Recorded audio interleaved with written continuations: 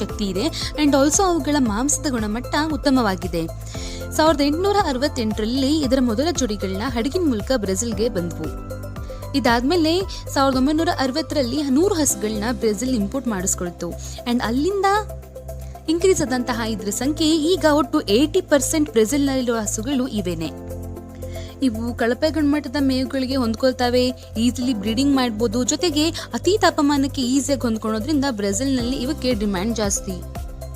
ಅಷ್ಟಕ್ಕೂ ಈ ವ್ಯಾಟಿನ ಚಿಲುವೆಗೆ ಅಷ್ಟೊಂದು ಬೆಲೆ ಯಾಕೆ ಕಟ್ತಿದ್ದಾರೆ ಅಂತೀರಾ?